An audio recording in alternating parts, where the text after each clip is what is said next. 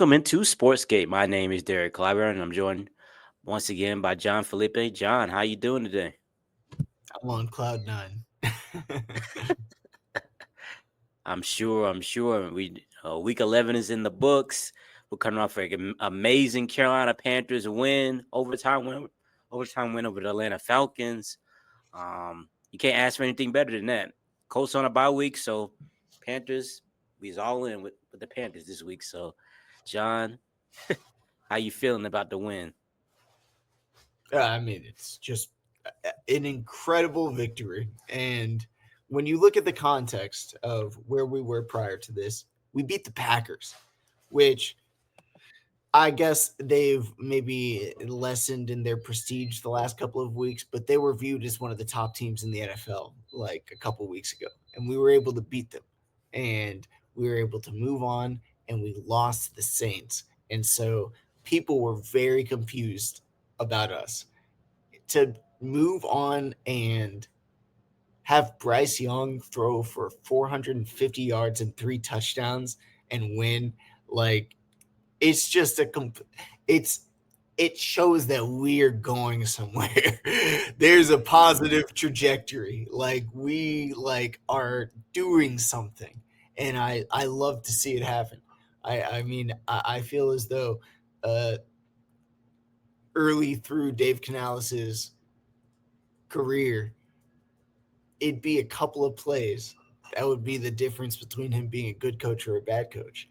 And he's hitting on the good plays now more often than not, and he's growing from it. And I'm excited. A big part is Bryce Young too, and of course we got Jalen Coker, and we've got T Mac, Tetaroa T-Mac. McMillan looking amazing, and on top of that, XL and our tight ends, Tommy Tremble, who had that incredible play.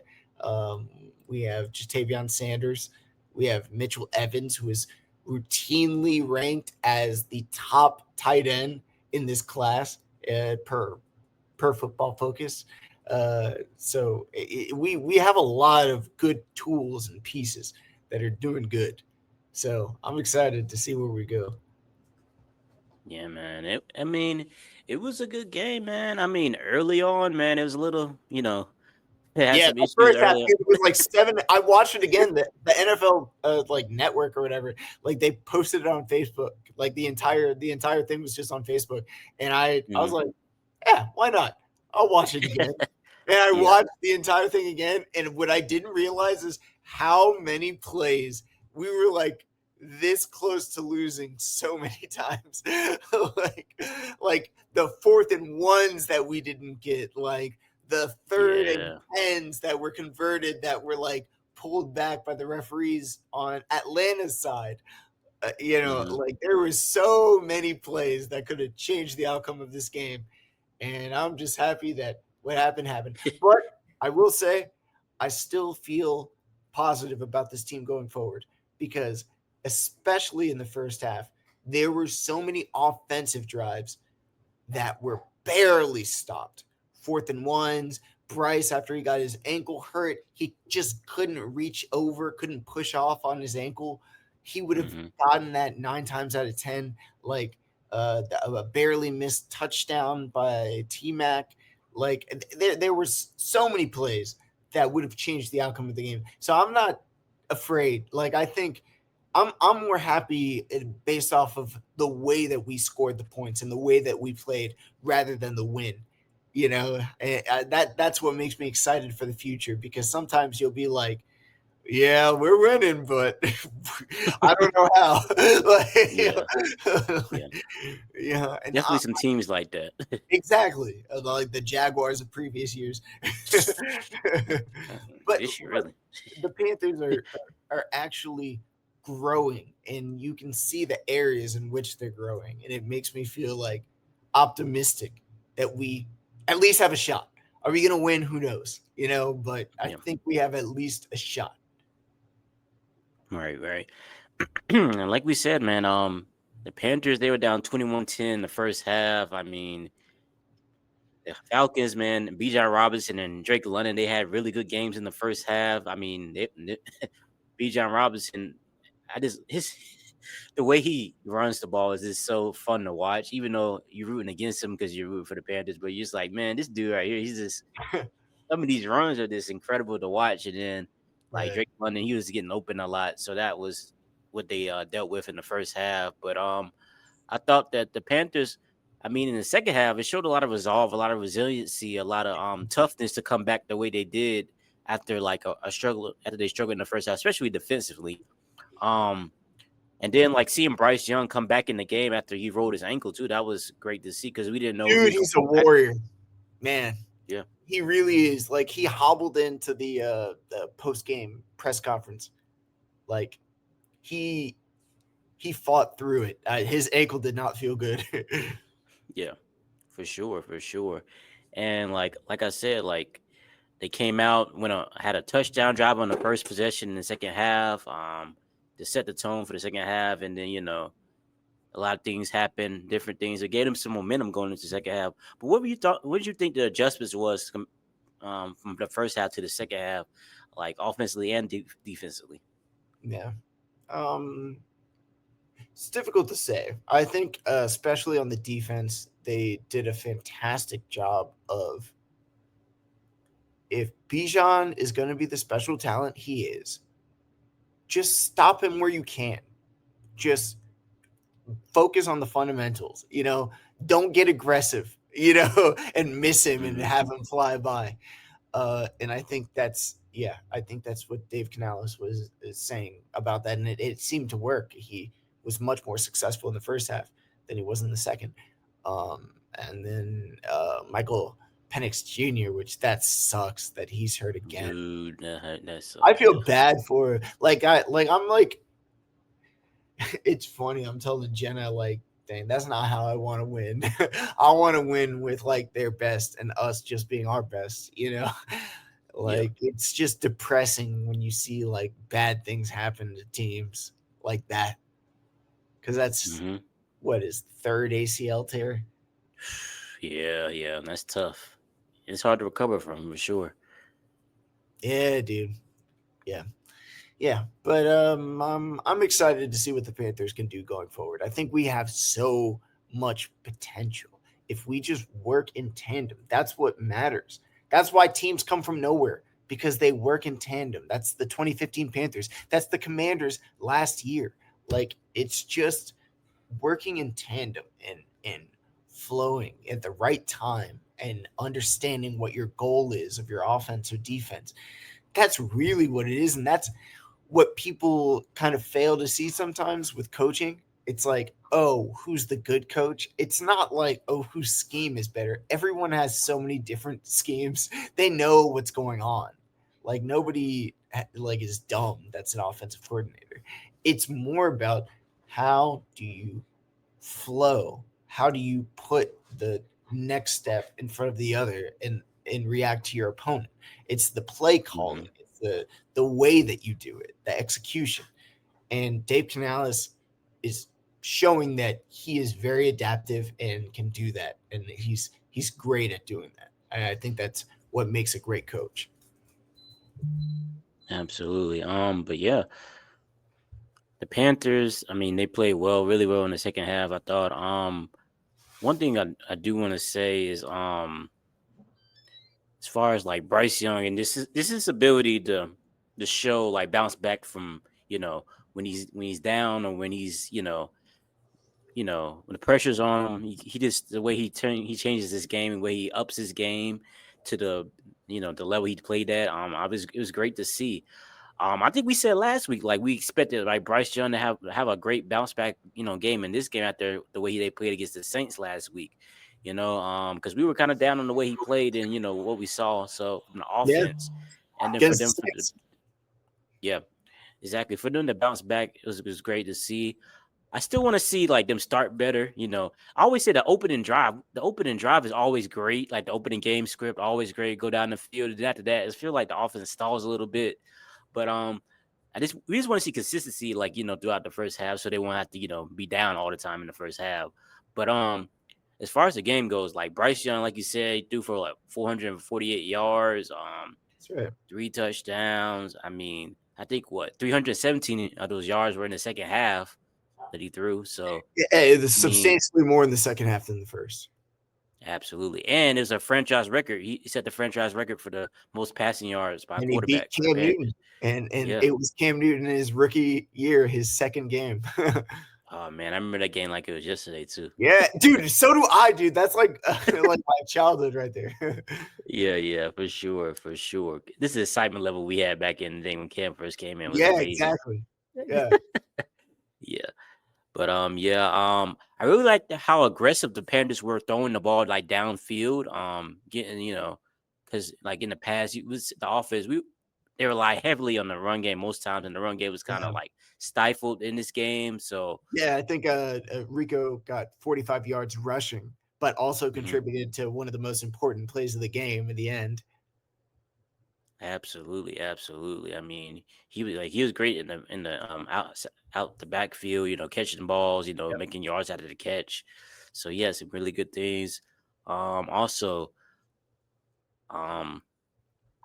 For them to be able to throw the ball against this good pass rush was great too. And then like coming to this game, I think the Falcons were the best pass defense in the league because they were only like allowing like 165 yards per game passing.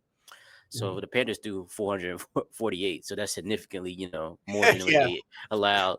So for them to do that against a team that like showed they're really good against the pass is great to see. I See, think I want it to be so like it's we play the Falcons very differently than we play other teams because we know them so well.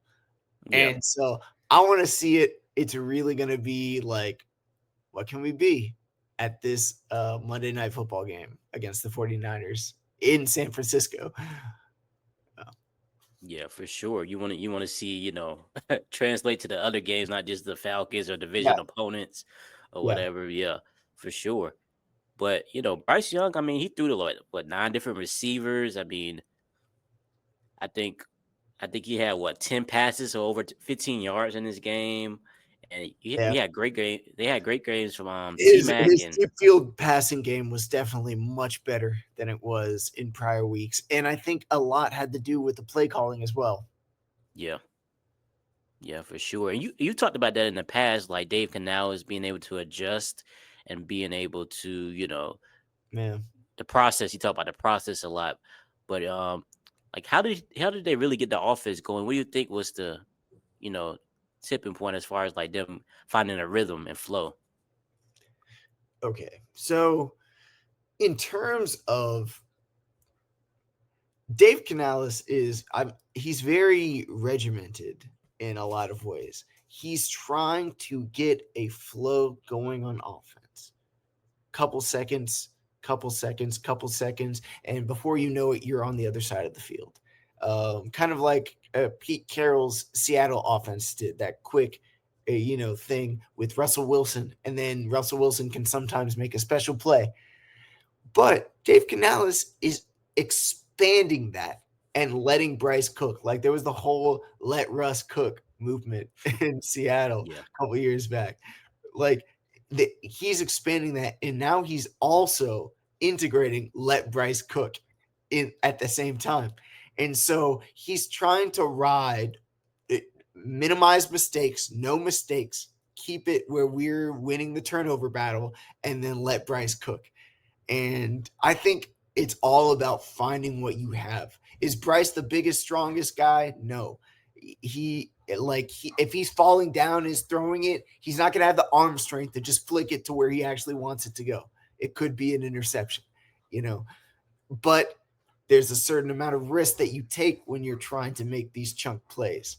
And I think Bryce is going to be a good one to do it. I like the way that he runs the offense. He's somebody that is very conscious of the field around him.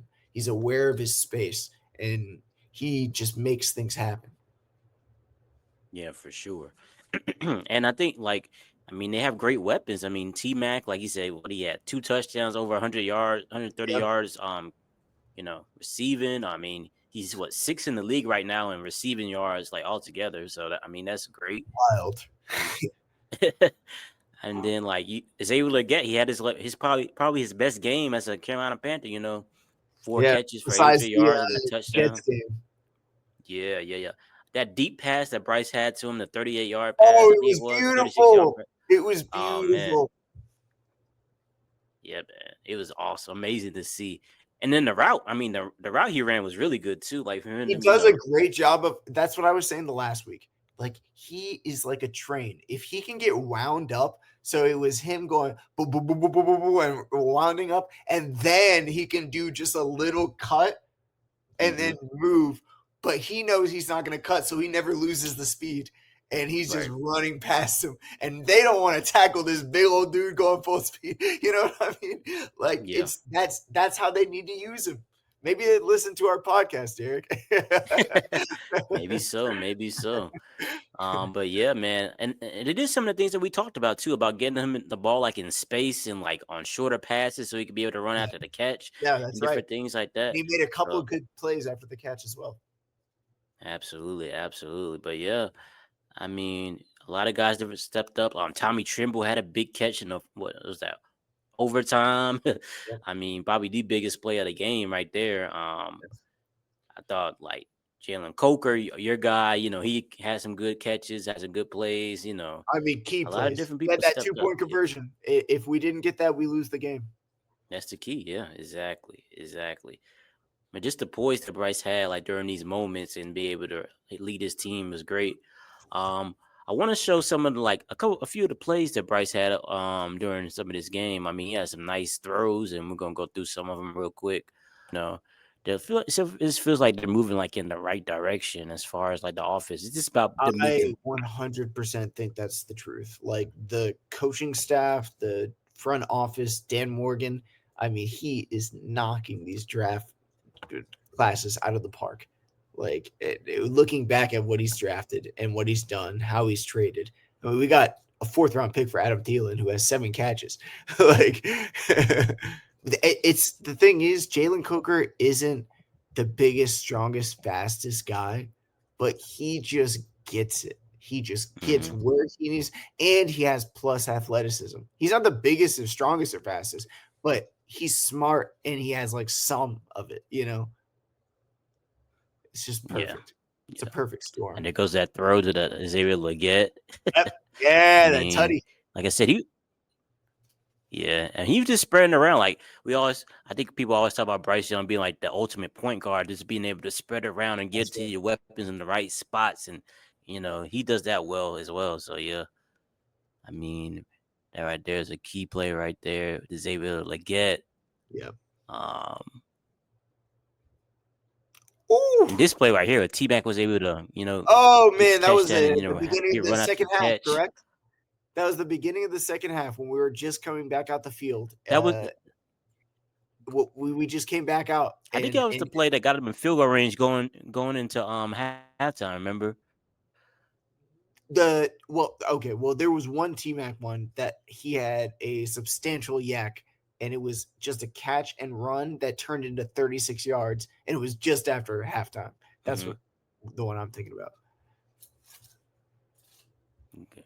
Got you. And this one right here, this one tied up the game so they can go into overtime. That one right there. So, I mean, he just was sprinting around and he was poised and calm and collected. I feel like he plays better. I mean, I feel like he plays better when they're in pressurized situations than they do, you know, initially when they starting off the game. Funny to say. Seriously. But he played, yeah. If they can just get that from the jump, you know, just get out to a better start, you know. Yo, And I don't on know both what it sides of is the with ball, Bryce. really. I think Bryce like truly plays better when he feels like a gunslinger. I have nothing to lose. Let's just do it.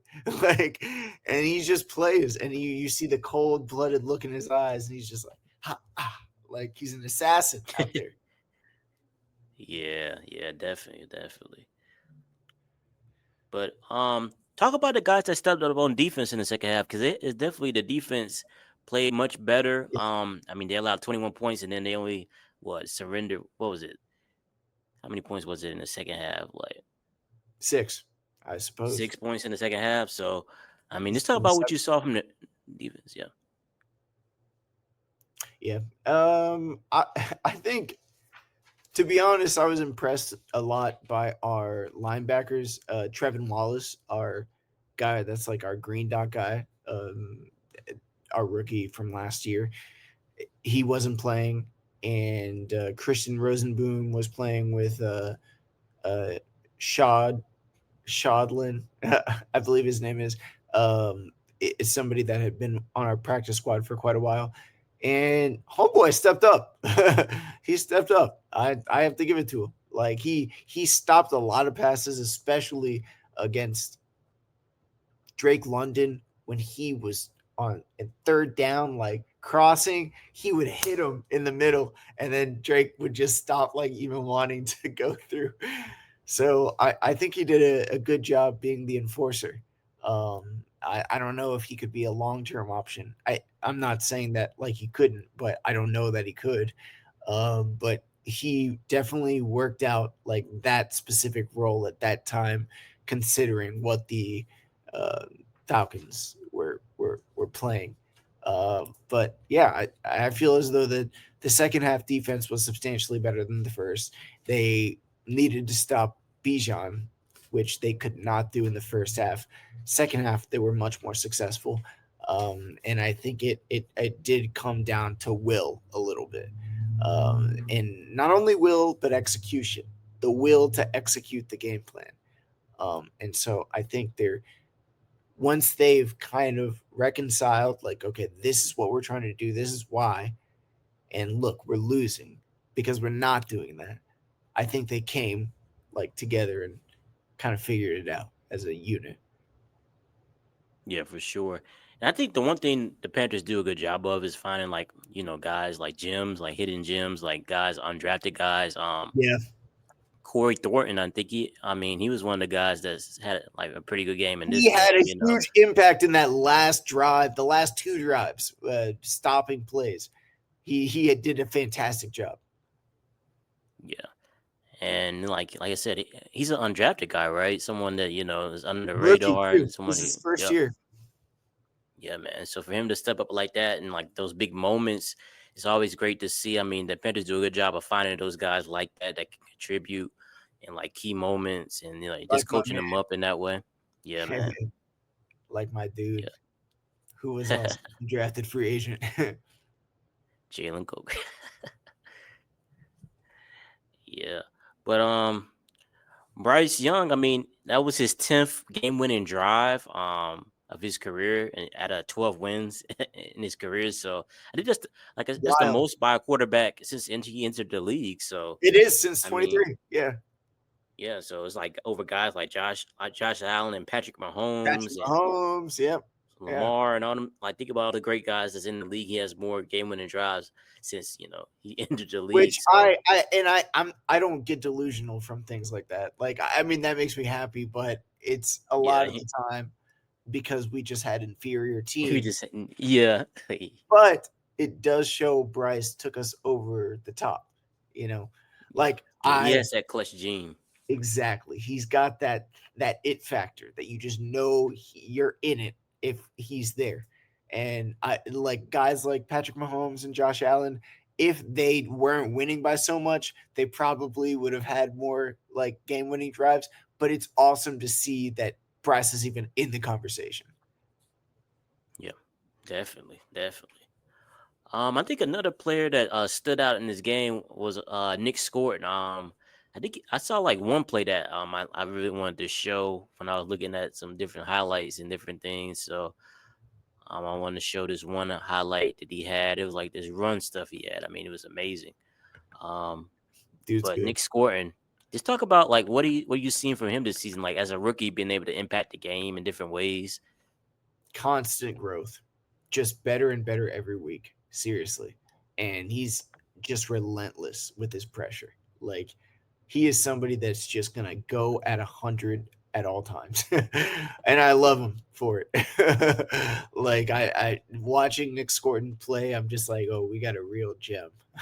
I'm glad we have him. I'm glad we're seeing that he's continuing to Absolutely. grow. Yeah, boy. Yeah, on display. I mean, like one of those plays where he was able to blow up the play in the backfield against Bijan Robinson. You just see right here. I mean, he just. I mean, you can't stop. You Blows up can't the block play. the tight end. That's. Blows up the play. I mean, Yeah, you that's can't what block over the. Brady Quinn. That's what Brady Quinn was saying. He was the guy that was commentating on our game.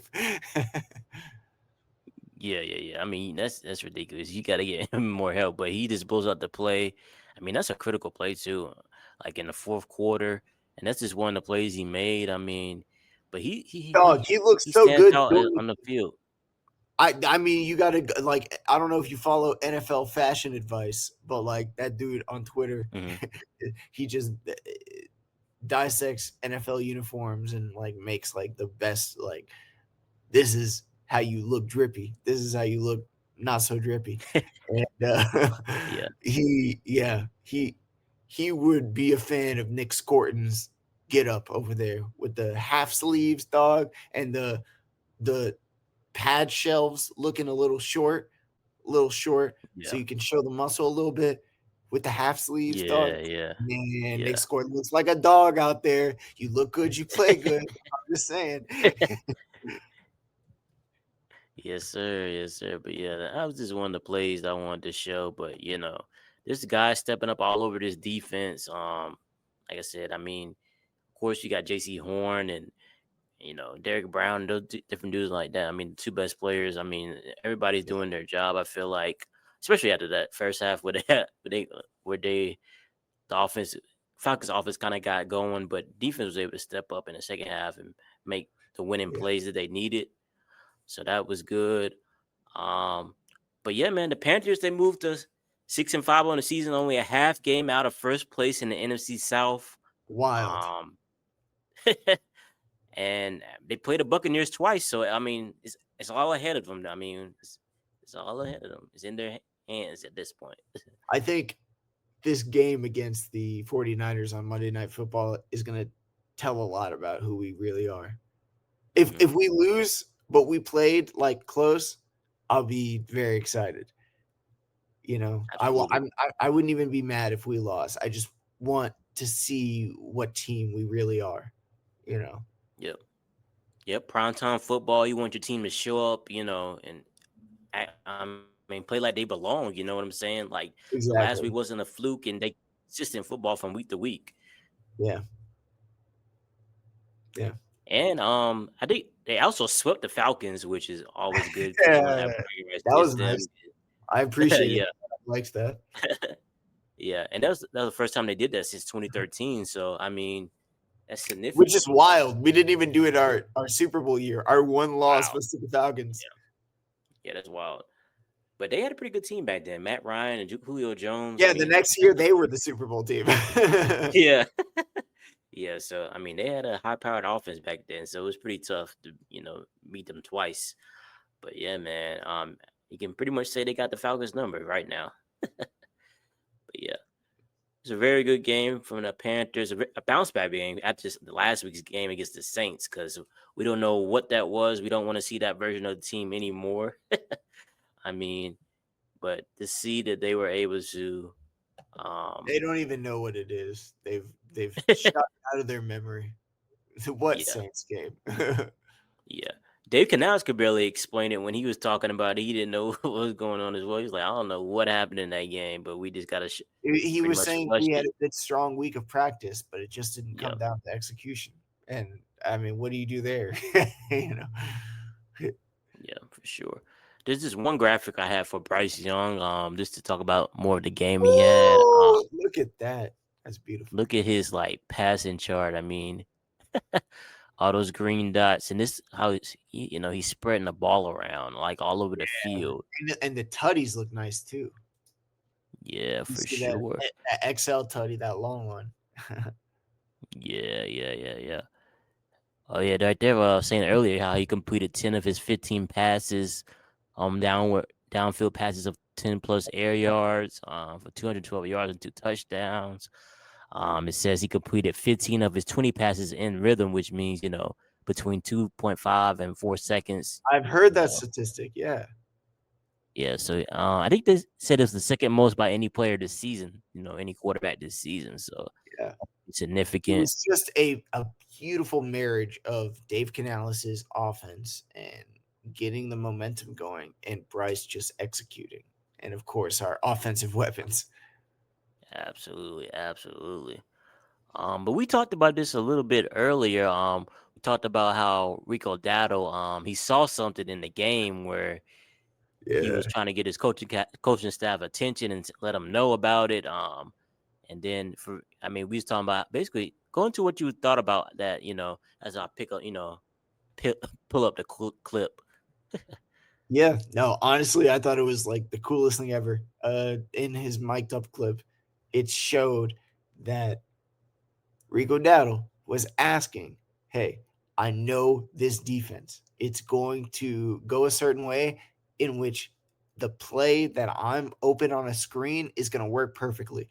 And he's calling the offensive coordinator. He's calling his running back coach. He would be like over here, hey, coach, speaking to Dave Canales. And Dave Canales, he gives like an answer in the Dave Canales way. He's like, yeah. I think that might be a good answer if they're going close, then I don't think we can do it. If they're going far, then we can do it.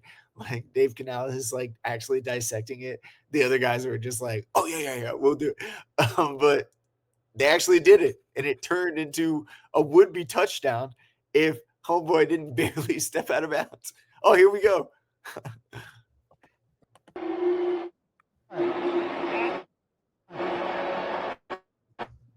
They leaving. On the first down. We get the first down. We need to go. Brad.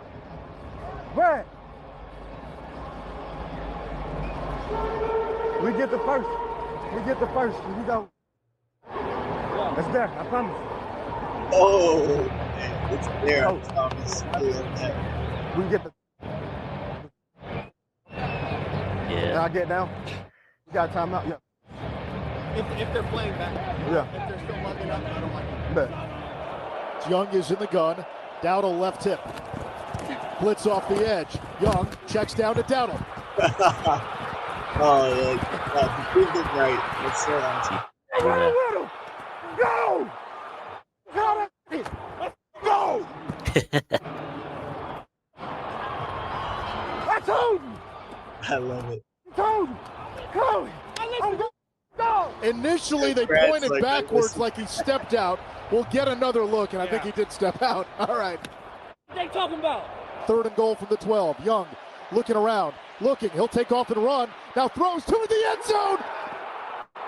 Go! McMillan, left corner, makes the catch. Touchdown, Carolina! Yeah. Touchdown, Carolina! Beautiful. Beautiful. Yeah, play. man. It's a great feeling. And then, for him to be able to point that out and then the coaches be able to listen and adjust and then trust the player to be able to make that play and him go out there and execute it is just great. Oh man, I'm so excited to see what we can do with this offense as it continues to evolve. Absolutely, absolutely. But yeah, man, the Panthers, they're in the hunt, they're in the playoff hunt. But I'm sure you just want them to take it 1 week at a time, 1 week at Oh, a time. certainly. Yeah, that's my main goal. Yeah, but they're playing well. Hopefully, like I said, we just want them to, put together another good, take this momentum from this game and translate it to the next game. From the very start of the game. You don't want to get down again and have to come back. But Yes. but it's always a good feeling to get a win, especially in this league, Yeah, 6 this is wins. exactly. And now we're above 500 as well, and it's against a division opponent. But like Dave Canales said, we're not having Victory Monday. Like we're gonna get right back to work. And so I'm like, I like that, to be honest. I feel like we just need to continue to build off of it. We can't get complacent. Yep, for sure. As we move along, talk about some storylines around the league. There's a lot of close games on Sunday. Of course, the Panthers game, a lot of different games going on. I think it was like 7 games in the first window that, I mean, it was a lot of games on. But I think I saw this one graphic I think I want to show. I mean, it says, let me move that off the way so people can see. 5 teams won on the final play in week 11, which ties the NFL record for the most ever. So, Wow, look at that. I mean, the It's Bears, they beat the yeah. Vikings. Yeah, Yeah, exactly. Yeah. I Broncos did beat not the know that there Chiefs. was that many at the very last play. I knew that there was like close games, but I mean, Yeah. seeing the Bears, Broncos, Houston, and Texans, they beat the Titans. Dolphins, they beat the who did that they was play? Thursday night, right? Or it was the morning. No, it's the morning game. The morning game. Yep. They beat I forget who they played now. Washington. Washington. That's right. Washington. So I mean, like I said, ties the NFL record for most ever.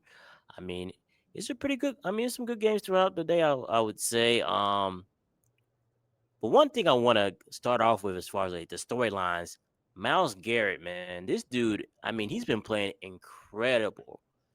I mean, I don't even know how it's fair. He's like a cheat code, dog. And they still lose. I mean, yeah. I hate that he's still on that team. I mean, but I mean, No, he did it to himself. He did it to himself. He was saying, I'm mad that I don't get any winning accolades or anything. And then he's like, all right, you're gonna give me more money. I'll just stay here. Oh my God. You did it on to yourself. So you know what you're expecting. Exactly. No, but I'm cheering for Shador though too. Absolutely. Myles Garrett, though, man. I think he had 4 sacks yesterday, 5 quarterback hits. I mean, of course, he's leading the league in sacks right now. I think they said it's like his 6th straight season with at least 12 sacks in a season. Yeah. I think I have a graphic like that about it. Yeah. But his last 6 seasons, he's had like at least 12 sacks. And he's the first NFL player to do that. Do it justice. Yeah. And I think in the last 3 games, he's had 10 sacks. So I mean, he's been like going off. Wait, like 3 games, 10 sacks? Last 3 games, he has 10 sacks. Yes. Wow, I did not know that. That's impressive. He's on a Hall of Fame. I think he's already a Hall of Famer. Absolutely. But he's on a trajectory of like legendary status. For sure. I mean, I'm glad we don't have to play him. I mean, and like you said, they're not playing. I mean, as good as his defense is, they're not winning games because their offense just sucks. But you know, to say the least. I mean, he's an outstanding player, and I think that he's been playing extremely well. I think I did have a play from the game that I wanted to show too. He shoves that lineman out the way. Oh my gosh, with one hand almost. Oh my gosh. And then that is not fair. That is ridiculous. That's a cheat code. I mean, look how strong and long and limber he is. Like, it's just not even fair. It's not fair. I wish he would have took the time to think. I mean, look what Micah Parsons was able to do. You know, he was able to get traded to a different place, and they still paid him. So I wish he would have known that he could have did that. What I'm thinking is, could you imagine him on a championship team? Like, oh my God. It would be like unbeatable. Like, that's what I'm saying. It would be. I mean, any team. I mean, I don't know who could have got him, but if like the Colts or like the Patriots, so I couldn't imagine if the Chiefs or the Bills got him. I never really sit and watch Myles Garrett like highlights like that. I just know like objectively that he's good, but just watching him like play in and play out in this little highlight reel, man, dude is like not even real. Like, he's not a human being. I mean, like I said, he just threw dude like he was a rag dog. I mean, like he wasn't even there. He just threw him out the way. It's like, let's get out the way. He's so fluid. But the thing is, it's the fluidity with the strength, with the balance, and it's like he's not even trying. Like, like he's like an adult playing with children. Yeah, this looks too easy. Like he just does this. Yeah. Like it just comes to him easily. He's just like, I get out the way. I'm much stronger than you.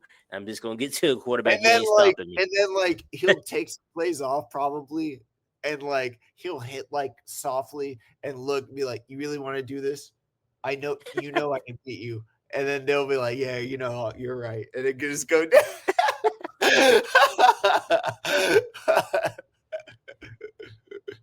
They'll be like Hilarious. Vince Wilfork. No, not Vince Wilfork. What's homeboy's name? The Tennessee guy that went into to the Commanders now. Tennessee defensive tackle. Oh my gosh, it was like he was a meme for laying down on the ground. That's why I brought him up. Yeah, I can't remember who that is though. You know who I'm talking about? The guy I that remember. the defensive tackle that was Tennessee, Albert Haynesworth. That's what it is. Oh, okay, yeah. Yeah. He was a meme for a little bit because like he just like fell down and like laid, and that's what Myles Garrett does to offensive tackles. For sure. Another person that had like a really good game, outstanding game today was on Sunday was Josh Allen. I mean, he had 6 touchdowns total, 3 rushing, 3 passing. I mean, this is probably probably the best game of the day because I mean, them and the Buccaneers, it's 44 to like 32, I think it was the final score. But and I'm so grateful for it too. Definitely helps the Panthers out for sure. But yeah, that's what makes it great. But yeah, Josh Allen, man, he went to one of his vintage performances. You know, we haven't really seen like this type of performance from him in a while, just because they've been running the ball so well.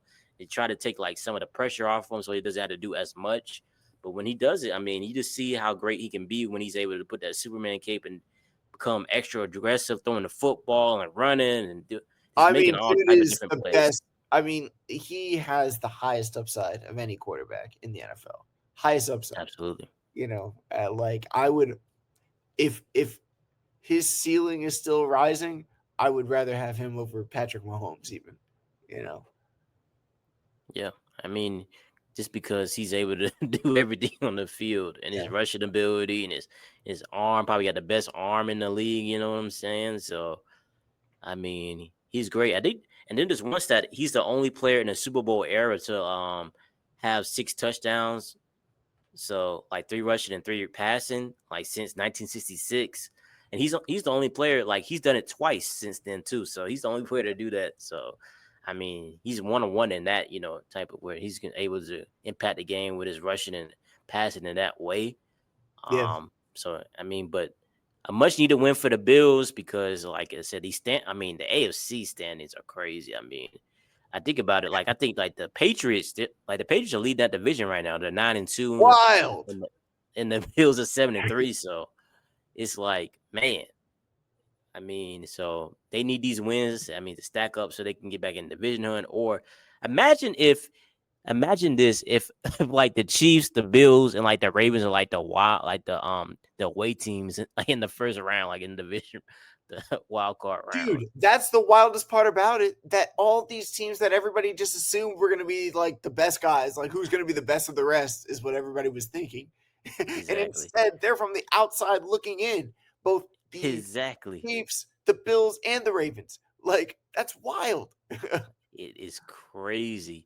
I mean, you fight all year to get home field advantage, and your reward is to play one of them in the first round. It's like everybody's like, man, we gotta play these dudes, man. Come on, man. Yeah, that would suck. Yeah, for sure.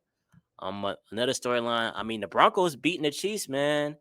That was a game that, you know, dude, I was shocked because I was like assuming the Chiefs won this week. I didn't watch their game and I just looked and I was like, oh, they lost. And then I was like, who'd they lose to? And I was like, oh, they lost to the Broncos. Oh, wow, what an upset. And then I was like, The Broncos are 9-2. Like, what in the Yeah, world? right. That was Dog, me it's finding out crazy. about it. It's crazy, bro. I mean, because they win it. Like, I mean, they basically went off their defense because their defense has been so dominant. Yeah. I mean, they lead the league in sacks. I mean, and then like they're on an 8-game winning streak. I mean, Yeah. it's crazy right now. I mean, Yo, like I them said, and the Patriots, dude. Just probably I the biggest shocks. I mean, what? I mean, all three of them: the Colts, the Broncos, and the Oh and yeah, the obviously Patriots. the Colts. Yeah, Yeah, yeah. probably. I mean, the biggest shock. Nobody predicted this. I mean, it's crazy that they're number 1, 2, and 3 in the standings right now. Yeah. In the AFC standings, which is crazy.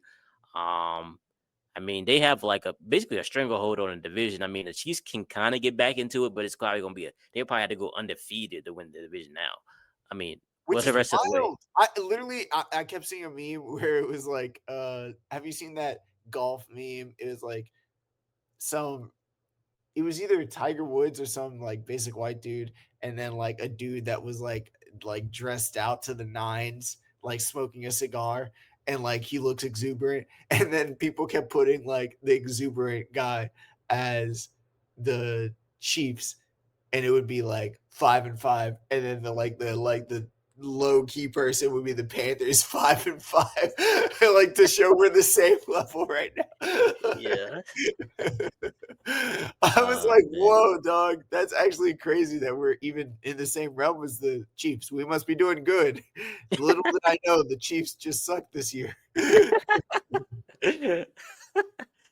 I mean, but you probably wouldn't want to face them if you saw them in the playoffs. You'd be like, "Oh shit, you Not got at the all. Chiefs?" I would not want to at all. I Right, would rather right. face the Falcons. Hey, everybody would at this point, for sure, for sure. Yeah. Um. Yeah, the Chiefs are playing so like they're in a weird area right now, weird space. Like this year they're 0-5 on like one score games. Last year they won like what 11 games last year in that fashion. Yeah. You just so used to the Chiefs, being like wait, if they get a chance to win the Just game, they need automatic. to take You're yeah, used to the Chiefs being automatic, and so that's right. the thing that's different about this year is they're losing games that you would not have perceived them as losing, and it's still even me in the back of my mind, I'm like accounting like, okay, but they're gonna turn it on and they're just gonna go to the playoffs. So Mhm. it's interesting to see that there's so many other teams like the Broncos that are doing so much better that they might not even be able to make it to the playoffs, like to even turn it on. Exactly. Yeah. Exactly. And think about this. The Chiefs have made what 10 straight playoff appearances, won a division like I Crazy. don't know, like 12 years in a row, something crazy like that. Crazy. Yeah. Um, but it's like I think about this. Patrick Mahomes, I don't think he's never started a season 5-5, like as a starter. Like he's never been 5-5 through 10 Oh, this is games. the worst Chiefs season yet ever. Yeah, Like yeah, under for this sure. current regime, once Patrick Mahomes came of age in his second year, like that, and literally like no, since then there's been no season like this. Absolutely. You gotta give a lot of There's credit to been the bad Broncos. seasons, and ironically enough, that's one where they won the Super Bowl. I think it was 2023. Yeah, for sure. But you gotta give a lot of credit to the Broncos for taking it by the reins. I mean, Bo Yeah, Nix, he hasn't been great. Like he plays well in the fourth quarter. He's great in the clutch. yeah. He's been good like when they really needed him to be. In this game, he made like a couple great throws, like a 30-15 throw he made, and then like a throw downfield to like Troy Franklin on the critical play that put him in position to get the game winning field goal. But I mean, he's been playing well enough for them to be at this record right now. I mean, the defense has been incredible. So, but yeah. Yeah. But another game we got to talk about the Eagles. I mean, they beat the Lions. Sunday night game. It wasn't. I mean, it was a defensive game because it was what 16-9. It wasn't a lot of scoring. Both defenses played really well. Detroit Lions. I mean, they did some. I don't understand what they were doing. They were. They were obviously. I mean, they obviously came in with a certain type of mindset because they went for it on 5 4th downs and didn't convert any of them, which I don't understand. And they could just took a field goal a couple of times and been the game could have been closer. But so Head the coach Lions, is known for doing things like that too. Dan Campbell. yeah. I don't have a problem with it, but I'm just like when you can have a chance to when the game is so close and like the Eagles are struggling to score. I mean, you might as well take the points at that point. You know what I'm saying? But I get it. I understand. But I think the crazy thing about this is like the Lions, their run game hasn't been like as good as it used to be. You know what I'm saying? I mean, they got Jahmyr Gibbs, they got David Montgomery, but they've been struggling in the run game. You know what I'm saying? Yeah. Um, Yeah, and their run game has played a lot into explosive plays, right. rather than just kind of the opposite of the Panthers, where the Panthers are like they don't usually get explosive running plays. Mhm. Rico Battle has kind of changed that a little bit, but like the scheme of our offense is 4 yards, 5 yards, 4 yards, 5 yards. The Lions is the opposite. It's like 2 Yeah. yards, 10 yards, minus 2 yards, 30 yards, you know. Yeah, for sure. And the one thing I will say, Jared Goff, I mean, he has a tendency to struggle like in cold weather, especially when they're able to get pressure as well. I think they said he didn't complete a pass when he was pressured yesterday on any of his dropbacks. So when he was pressured, he was 0 for 12 um as far as like throws. So I mean, the offensive line isn't as good as it was. I mean, I think they dealt with a few injuries that hasn't helped either. But that's something that's got to be concerning, especially if the Lions are like on the outside looking in. Like they're like the eighth right now in the conference as far as record wise. It's So wild. The NFC North is led by the Bears right now. the Bears, bro, the Bears. I mean, I can't believe that right Who now. would I have mean, thought? the Bears. Not me. I mean, think about the Bears is their defense has been so good. I think they lead the league in like takeaways, interceptions, all that. So they've done a good job of being like a optimistic team, where they're able to take Yeah, advantage of the extra opportunities, extra possessions from their turnovers that they yeah. force. But yeah, the Lions, um, they're a weird team. But the Eagles, they still continue to be a weird team. I don't know what I still I still don't understand why their offense is so bad. But I guess It I mean doesn't the make offensive sense line with maybe the not. receivers. The like, and AJ Brown's mad.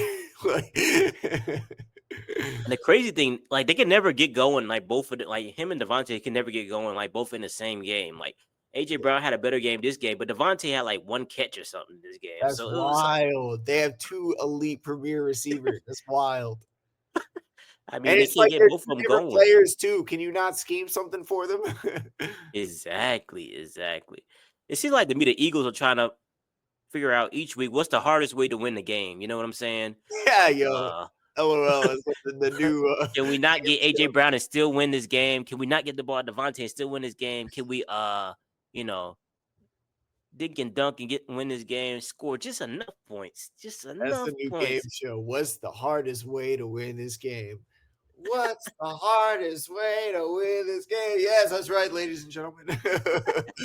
What we're going to do is not throw to our top 2 targets. We're actually going to give it to our second backup tight end. That's right. Everybody applaud. For sure, man. It's crazy. But the one thing I will say about the Eagles, their defense is becoming really good. Really good. I mean, they already Yeah, had like Jordan great Davis players. is killing it. Jordan Davis, Jalen Carter, the secondary is stepping up. I mean, they're making so many plays in the Yeah. air, batting They balls, gave him pass so breakup. many players. They have Jahad Campbell too, the linebacker out of Alabama. Dude was a freaking stud. Dejon, obviously Cooper. Just so many different Eugene, awesome yep. players. Dejean, Kobe yeah. Dean, all these type of players. Oh, I the mean, Kobe Dean. Oh, the all Georgia line, of course. Nolan Smith, all these guys, Quinyon Mitchell. Yo, that Um, Bond too, right? yeah. Incredible. And then they traded for Jalen Phillips in like just recently before the trade deadline. That's all. I wondered And why. this dude has been killing ever since he got here. I think what he had in this game. I think I wrote it down. he had 6 pressures and a sack. I mean, are you kidding me? You're able to trade for people are allowing the Eagles to get more players after they see the way they draft and how they, I mean, that's almost that's almost despicable. I mean, it's ridiculous. I mean, you can't be giving these are the defending champs. You can't be giving them more players to make them better.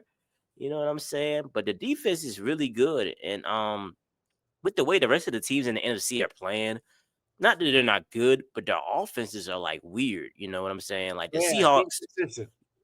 like the Seahawks yesterday, they threw like Sam Darnold threw 4 interceptions and And a played lot of like people were saying, Mina Kimes was saying actually, how they just solved like how to play that defensively, how to play the Seahawks offense. And it's just simulated pressures. That because most of the interceptions came off of simulated pressures. And so I'm thinking like, all right, well, we played the Seahawks. Hopefully we could do that too. Let's see how it goes. Yeah.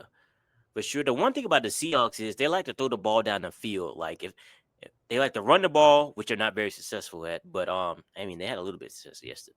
But usually like I think I mentioned like in the past, like they run the most of it, but they have like one of the worst success rates running the ball. But the one thing about them, Sam Darnold, he likes to push the ball downfield. He doesn't like to check the check downs or do like intermediate passes or like underneath passes a lot.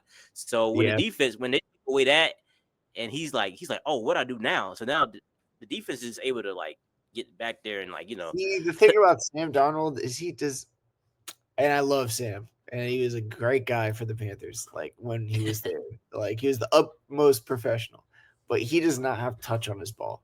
Like right. he's just somebody that's like slinging it out. He's a gunslinger, Mm-hmm. and that's an awesome thing to have. And if you design an offense around it, you're gonna have a fun offense. But if you can't get that intermediate middle game, and especially if you throw interceptions when you're forced to do so, Yeah. it's going to be difficult to like build an offense around you, Yeah. It's gonna be a And problem. yeah. So he can work, but it has to be specific to his strengths. Absolutely. Absolutely. I mean, like I said, but yeah, like they say the Seahawks. I think the Rams are probably the biggest threat to the Eagles just because they got a really good defense, and then Matthew Stafford, he has experience. He's able to, they played them the closest last year in the playoffs. We saw that game. Like they were like a play away Yeah. from, being in a position to win that game last year in the NFC Championship or whatever. So, so the Rams probably got the best shot. I mean, number one in their division. They have a good chance to I think the Eagles right now are leading at the top of the NFC standings right now, but they have a good chance to like compete to get that number 1 seed. I think if the Rams get that number 1 seed, that'll be good for them, especially against the Eagles, so they won't have to go and face Philadelphia in that cold weather. I want the Rams to dominate this week and then lose all their energy for the week after because they've been the Buccaneers followed by us, the Panthers. Yeah, for sure, for sure. Let me see, and even like the Packers, they're inconsistent with their offense from week to week. Like their defense is really good, but their offense is so inconsistent. To me, if you don't have a good offense, you can't beat the Eagles. Like, because their defense is gonna be really good. Like, you gotta have have a really good offense to be able to put up points to put And pressure on that the moment Eagles. that Bryce had last year Mhm. against the Eagles in Philadelphia, where he's in the back of the end Yep. zone, and he just like lets the dude like push off of him, and the Under Armour like things rips off, and he's like sleeveless Bryce now, one sleeve Bryce, and makes that 17-yard completion to Xavier Leggett. I mean, man, balls of steel, this guy. I'd like because that defense, it does take an offense to beat the Eagles because that defense is really, really good. For Bryce to do what he did and really should have gotten away with the victory if it wasn't for that same dude, Xavier Leggett dropping it in the end zone. Like, I feel as though like he showed a blueprint for what the Panthers can accomplish. I think we can win in the league. Absolutely, absolutely. Like I said, because the Eagles, they're doing like the bare minimum to win these games offensively. So you got to force them to like, hey, you got to force them to do something different. You know what I'm saying? Yeah. But another thing, Lamar and the Ravens, they're now 500 right now. They're getting closer to the Steelers. I mean, Aaron Rodgers might be out for a few weeks or a couple weeks just because of the risk, although he might try to play through it, he said. But, I mean, the injured Aaron Rodgers isn't going to you're able to get after him a little bit. So I don't know if the Steelers are going to be able to sustain, like, keep their, number one spot in that division. It'll be difficult. Yeah, for sure. So, but even though the Ravens haven't necessarily looked great, their defenses look really good, though. I will say that. The defenses look really good. The offense is taking a little bit longer to, like, get the rhythm back. Lamar, I feel like Lamar is still hurt the way he's playing just because we don't really see him using his feet or running, a lot like he was Definitely. before. You don't just, magically become healthy after, coming back from injury. Yeah, for sure. So you want to see him, like, see if he can get back into that form, because if he does, that makes them dangerous. If not, it makes them it makes them kind of one-dimensional as far as like what they can do isn't in the playoffs. But one thing I do want to talk about, Shedeur Sanders got his first start.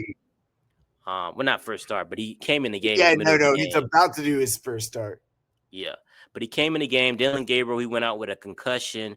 Shedeur Sanders, he came in there. He didn't have a good game, but no, he didn't. But now he's about to have his first start. Yeah, but hopefully he's able to, prepare in a way that he can out there and put a better product on the field. Because from what we've been hearing, I don't know if you heard what they've been doing to Shedeur. And not saying that they're doing it to him purposely, but it doesn't sound like they've been preparing him in a way they probably should have. Like, I don't know if you heard not playing with the first team offense in practice. Right. Like not being able to get any reps or like with the first team offense. And I know some people are saying, well, the backup quarters don't always get the first team reps, but like I saw like on TV today, I saw Cam Newton say that. I know, I heard him say that too. That is like, nah, dude, my Super Bowl year, exactly. Yeah, Derek Anderson got reps, you know what I'm saying? And then Shedeur has he's never had first team reps ever. Like he never got it. He didn't get it in training camp. He didn't get it like coming into the season. Like he hasn't got it as a backup. So it's the first is of that. Like, why would you want to like not prepare your backups even? Like Exactly. It's really weird what they're doing in Cleveland right now. I don't know what they're doing. I want Shedeur to just far and away exceed expectations. Yeah, me too, man. Me too. I mean, just the way I just don't know what they're doing. I mean, they have a history of not being able to develop quarterbacks or having a consistent franchise quarterback. So I don't know if that's what. Yeah, look who they decided to pick as their franchise quarterback. I don't think they're really, Like maybe they're cursing that way because they don't know how to pick or develop quarterbacks. I don't know. But Shedeur, he should be getting. I need to be doing everything they can to help prepare him to be ready on the field. Like I said, like the offensive line was saying, that's the first time they heard his cadence. Like during the game. Wow, that's wild. That's weird.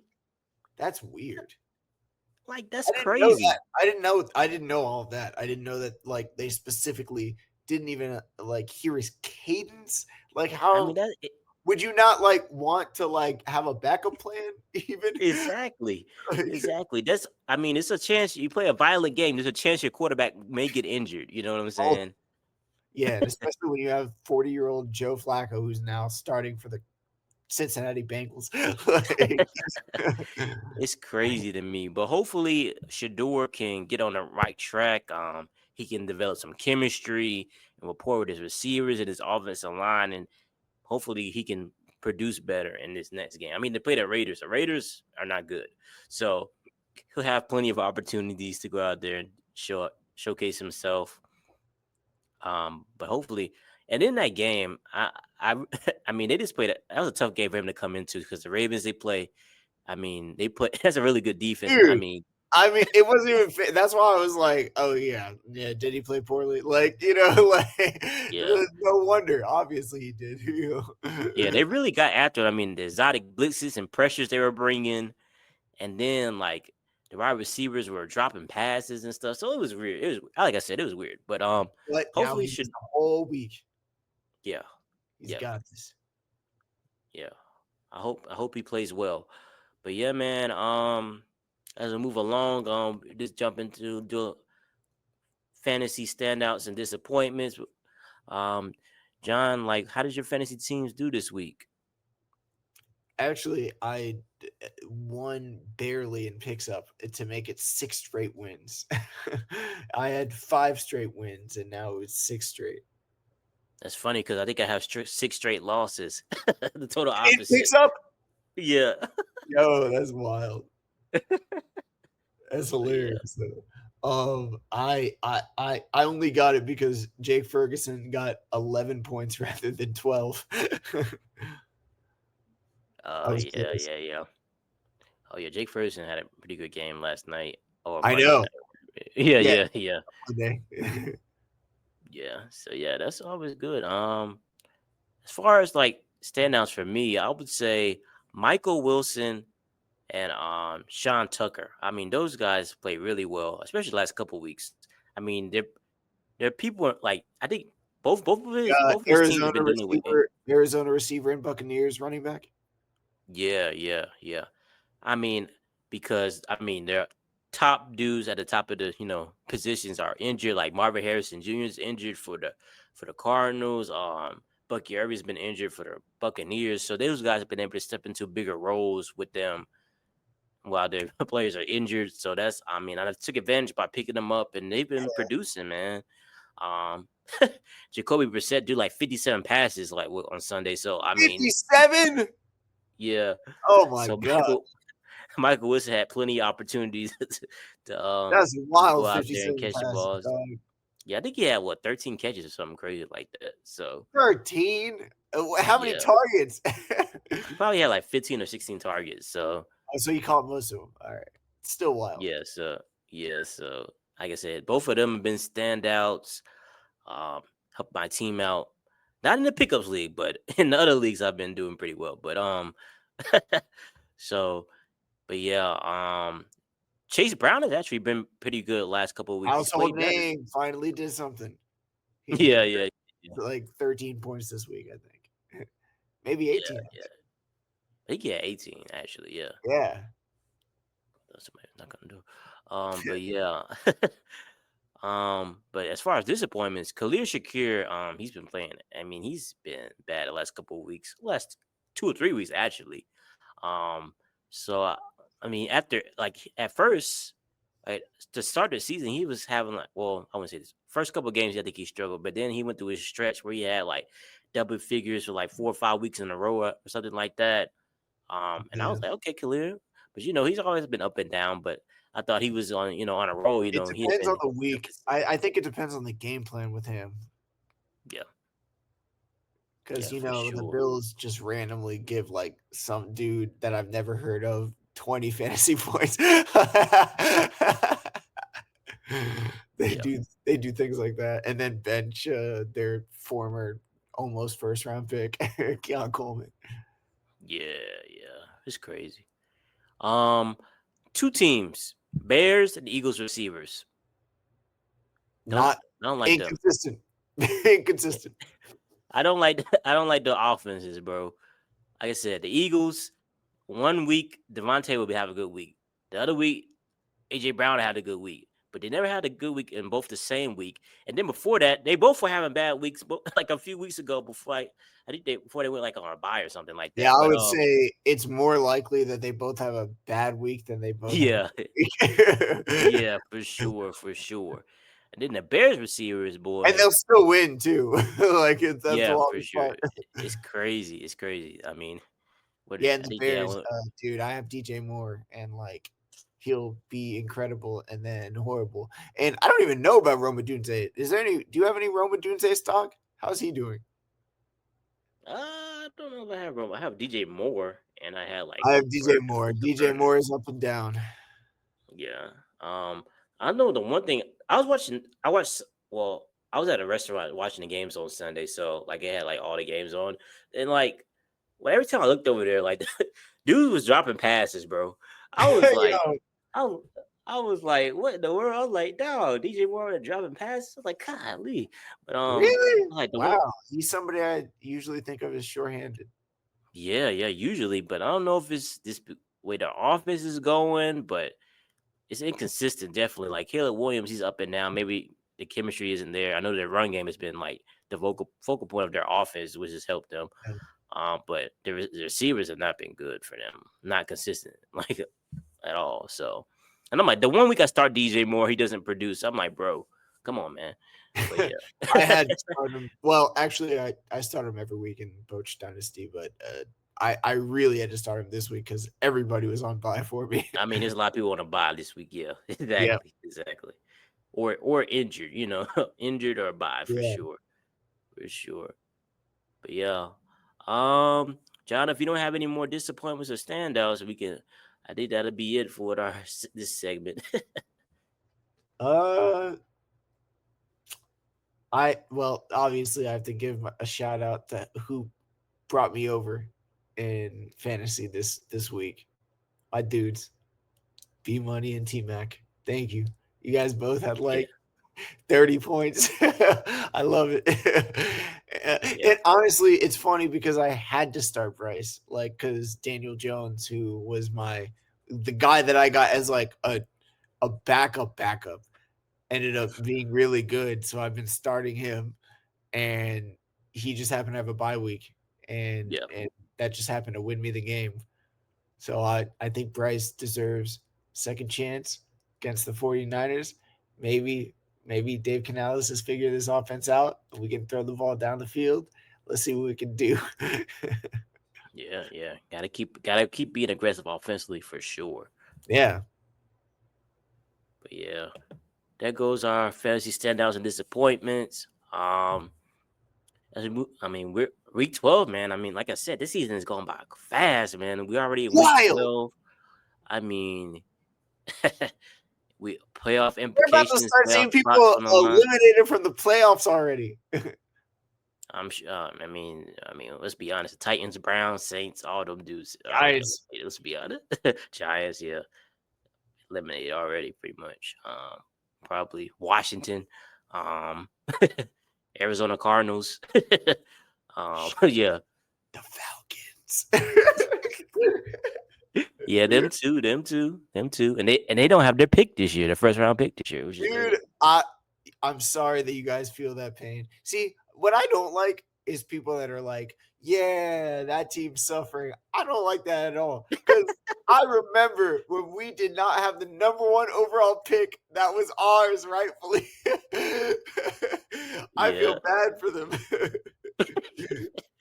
Yeah, for sure. But yeah, man, what's one thing you're looking forward to going into week 12? Monday night game, primetime game, against the 49ers. Yeah, I mean, that's the biggest thing. It's a primetime exercise that we have not experienced in nearly half a decade.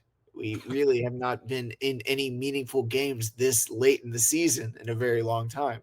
And so to be able to go against a team that clearly outmatches us on paper, I'm not delusional. I am delusional, but I'm not. I know it. I still think we can win, but I know. I know that on paper, they're a team that has had a lot of success, and to play against them in prime time after the type of victories that we've just had, not just this week. Obviously, last week was not a great thing, but we beat the Packers too. And we beat the Cowboys. And we came back against the Dolphins 17-0. Like the tenacity that we've shown to get to this place and still be in it, it just feels meaningful. And like I do not remember a primetime game that has felt meaningful since like I was a kid, dude.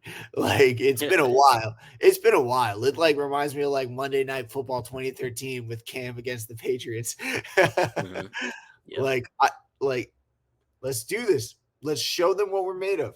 And if we lose, let's leave it all on the field. I think I just want to show that we're heading in the right direction and to gain some respect in prime time. Absolutely, absolutely. And this is a key game. Like, I mean, a meaningful Huge. game just because the playoff picture right now, I mean, the 49ers are the 7th seed. I mean, they're 7-4. Right now, the Panthers are the 9 seed, 6-5. So this is a significant game. If they can win this game, they put themselves in a good position, as far as a If we playoff win spot. this game, it's the difference between, I think if we win this game, I would bet we're going to the playoffs. And if we lose this game, I would say I bet we're not going to make the playoffs. Right. Yeah.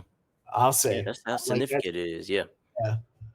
I mean, I think it could still go either way, both ways, but it would just be what my percentage wise, I will say this. The 49ers, I feel like their passing defense can be, exploited.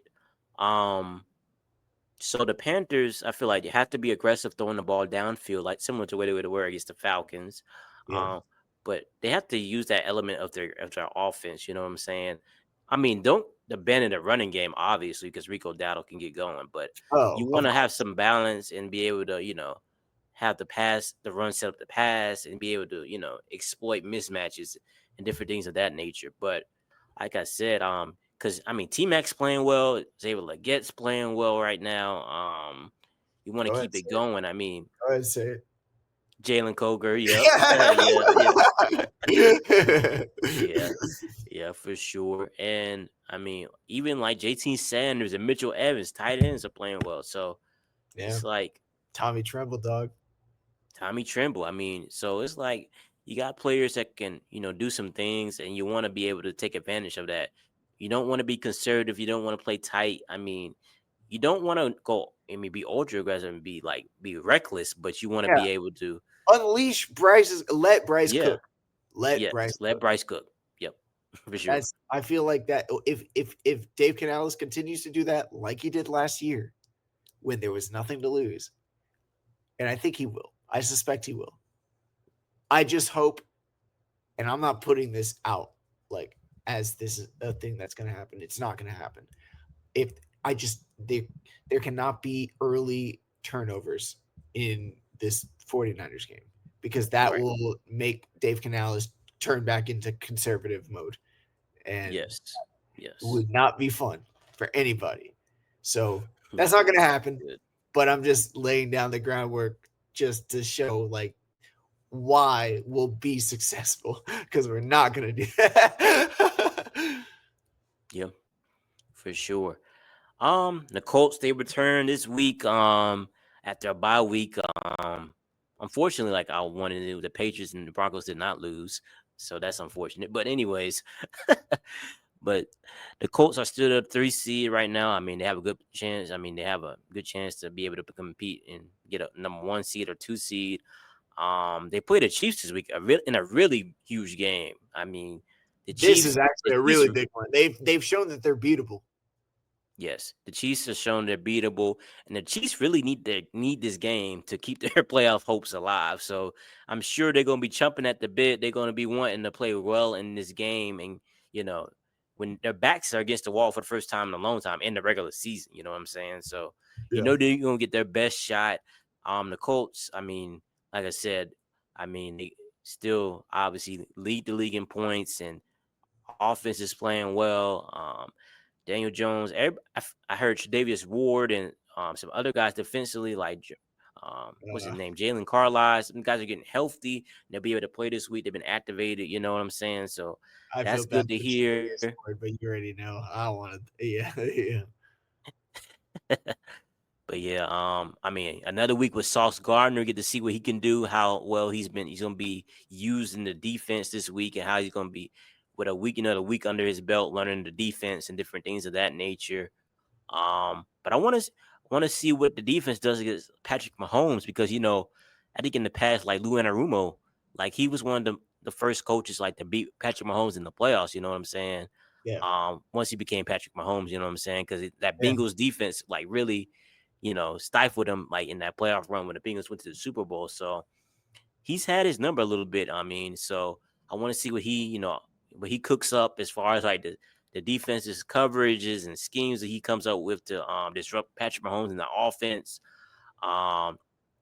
Obviously, offensively, you want to continue to get Jonathan Taylor involved. I mean, continue that MVP run, push that. I was about to say, get that MVP. Yeah, man. Like I said, 30 touches. I want to see, 30, 35 touches. Continue Daniel Jones. I want him to continue to play, get the ball out quick. No turnovers. Turnovers. I want to see those completely out of his game. I think his last 2 games that he played, he had 6 or 7 turnovers or something like that. So I want to see him play clean football. You know what I'm saying? It's the Chiefs. You can't get them extra. You can't give the Chiefs extra possessions. You don't want to do that, because Mahomes, even though they haven't played as well, they're probably going to take advantage of those opportunities more likely than not. Oh, yeah, and I'm excited to see what they can do too, especially if the Chiefs do want to play like offensively. Like I want to see what the Colts can do. Like let's get Indiana Jones out there slinging. Absolutely. Alec Pierce, Tyler Warren, Michael Pittman, Josh Downs, all of them getting them involved. So many weapons to use. So I'm expecting a good game. It's a 1:00 game, so I'm looking forward to it. Should be later, to be honest. Honestly, it should be. It should be later. I don't know why, but hey, we're gonna take it. We're gonna play well. It's in Kansas City, so we gotta go in there. Quiet the crowd. Start off on a great note. Just do what we've been doing. We've been playing well. We've been moving the ball. We've been using our you guys have to offense. go to the Missouri area. Oh, yeah. Yeah, 1 out of 5 Yelp stars. For sure. But we're expecting big weeks from both our teams. Week 12. This is important. Both our teams are in the playoff hunt. Well, have a good chance well, obviously the Colts are probably gonna make the playoffs. So the Panthers have a good chance to make the playoffs. Hey, but, if we win against these teams, yeah. Yeah. These are important games. You want to be in these type of games, you know what I'm saying, when you're playing, because both our teams missed the playoffs last year, so we didn't have this type of experience, you know what I'm saying? We didn't just miss the playoffs. We knew we were out like halfway through the season. we was looking at draft picks at this point. Exactly. I was on Tankathon. But yeah, man, it's good to see. It's good to be back and play games of significance. Be able to show the world that you're actually for real. As in the Colts, people still are doubting the Colts at this point, even with how good they played so far. You know what I'm saying? So we got to go out here and show that feels. That's the 2015 Panthers. Like literally, we were 8-0, and everybody was like, "This is the worst 8-0 team in history." Yeah, it's ridiculous. But we want to go out here and make a statement. Beating the Chiefs, put them out of their misery. Because if the Chiefs lose this game, it's gonna be really hard for them to make the playoffs. So to be able to do that would be good for the Colts and their popularity where they're seen around the league. You know what I'm saying? Like I said, the same thing with the Panthers. The way they look, they can be looked as actually the people will be taking them seriously. You know what I'm saying? Yeah. Not as I guess a feel good team. What some people are saying right now. Yeah, not a make-a-wish team. But yeah, man, an actual good team. Expecting good things, and hopefully we can both come in here next week with wins, celebrating, feeling good, be able to talk some great football. But John, any last words before we get out of here? Hey, if you guys have any good vibes and intentions, send it towards us that we beat the 49ers on primetime football. Absolutely. And I'll come back a happy person. So man. That would be awesome. Go Panthers. Yep. Go Panthers. Go Colts. Keep pounding for the shoot. Y'all have a good week.